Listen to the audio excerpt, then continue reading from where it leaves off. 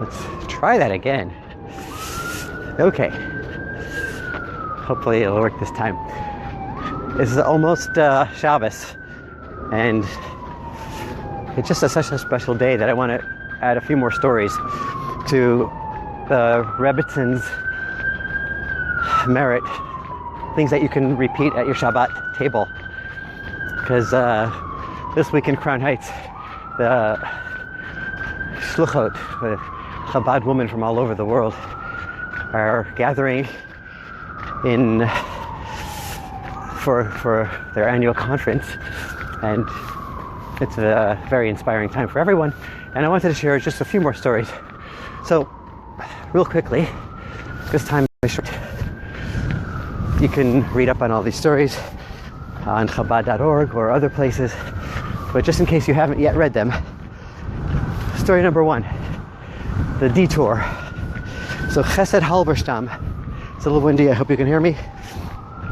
Chesed Halberstam was a attendant at the Rebbe's home, and he related that in the 70s, sometimes I think it was in the early 70s, the Rebbe had asked Chesed to take the Rebbetzin Chaya Mushka outdoors to make sure that every day she gets some outdoor time.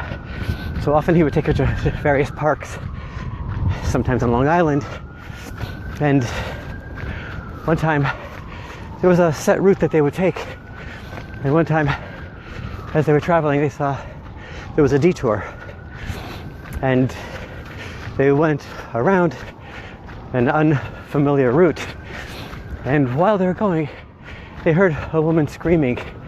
So the Rebbetzin Chaya Mushka, Schneersohn, the Rebbe's wife, asked the driver, Chesed Halberstam, to go back, stop the car, go back and find out what the screaming was about.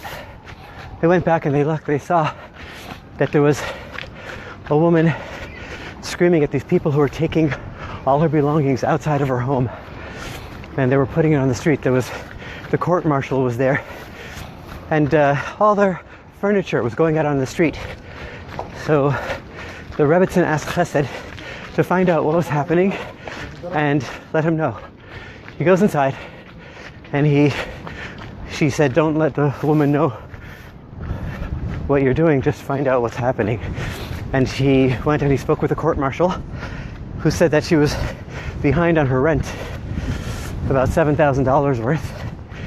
In those days, I did the calculation, $7,000 in the 70s, early 70s, was about $45,000 today. And that's why she was behind on the rent, so they were evicting her and her family and putting the things out on the sidewalk. Unlike today, they don't do that too often. Long story short, comes back and tells the Rebbetzin takes out a checkbook and writes a personal check for the amount of almost $7,000, which is about $45,000 today. And she gives it to the family, to the marshal, without the family knowing who or what it was from, and they were let back into their home. So that's the detour. On the way back, Chesed asked the Rebbetzin, like, why did you do this? What happened? And it's a total stranger, you don't know who she is, she doesn't know who you are, and what were you thinking? So the Rebbetzin said, if you really want to know, I'll tell you that when I was a child, when I was young, my father used to take me out to the park. Or once he took me out to the park. Her father was the previous Rebbe. And he taught her that if anything happens in your life, always understand that it's a sign from God that there is a hashgacha pratis here, this divine providence. And she said, when I took this to heart, and today, when we went on the detour, when we didn't ride the same way we usually do, I knew that there must be a reason for it. When I heard the woman screaming, I understood this was the mission. This was the reason. So I had to take care of it. That was one story. I'm going to share 3 more stories real quickly. And they're going to go in reverse order, reverse chronological order. It's going to start from a story with a baby, a story with a marriage, and then a story with an engagement. and then we'll wrap up. The story with the baby was that the secretariat once got a call. It was 3:30 in the morning, and the Rebbe had already gone home, which was an early night because he didn't see people that night. And he went home, and they got a call from the frantic mother who said that her baby's in the hospital in critical condition. The baby fell, and the doctors are debating what to do and how to do, and she needed immediate assistance and advice and a blessing from the Rebbe. The secretary said, "It's too late. The Rebbe went home already. We don't call his home. When he gets back in the morning, we'll talk to him." She insisted.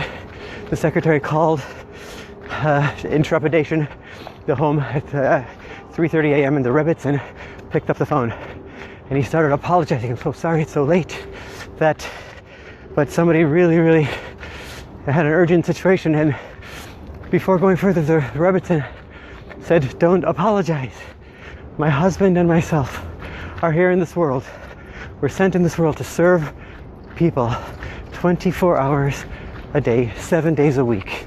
You're helping us fulfill our mission." That was the response of the Rebbetzin about the apologetic late call. That was the story of the baby.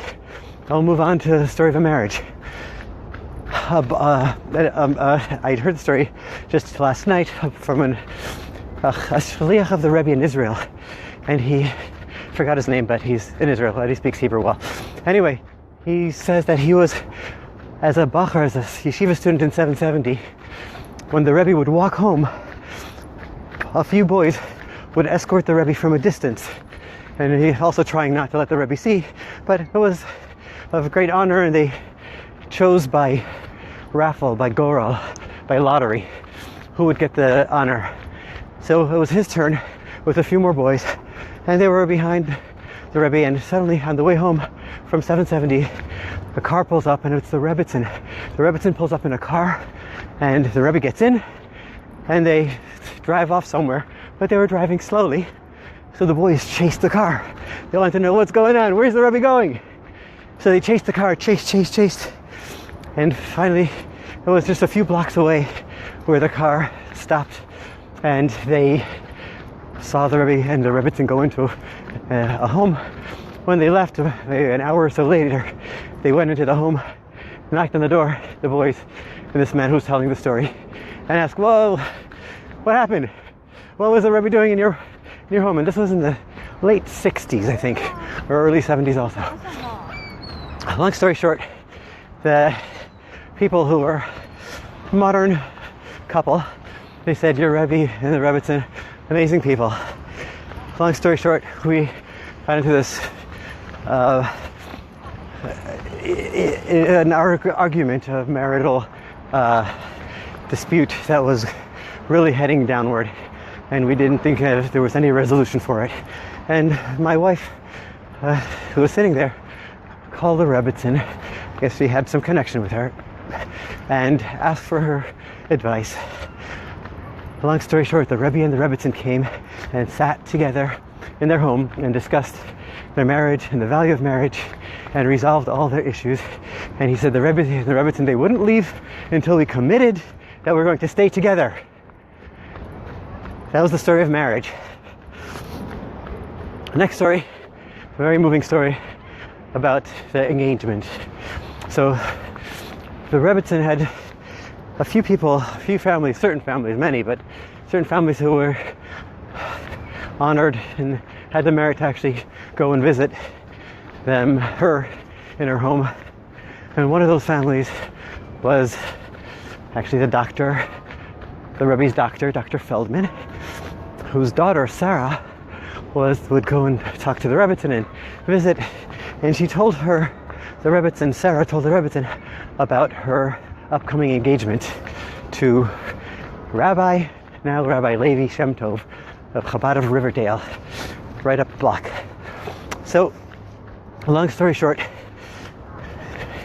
was 10 days before she passed away where Sarah Feldman, then Feldman, now Shem Tov, now Feldman Shem Tov, told the Rebbetzin that she's planning to get engaged with this boy Levi. Unfortunately, came Chaf Shvat, the 22nd of Shvat. It was the day that she passed away.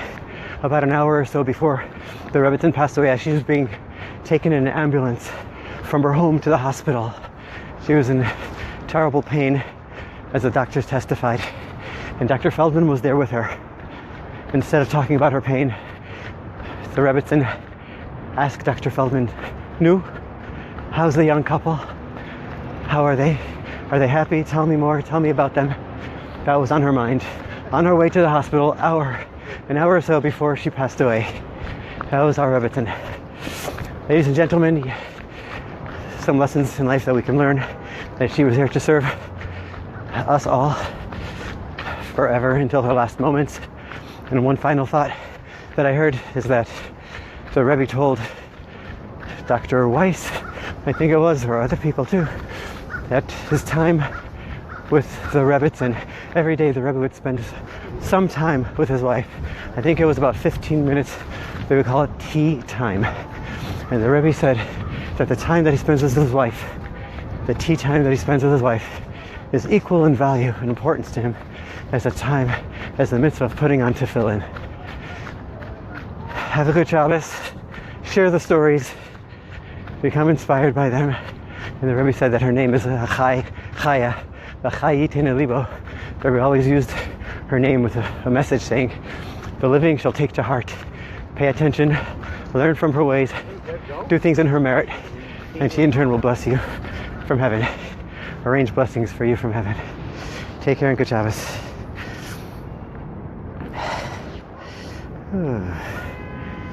This is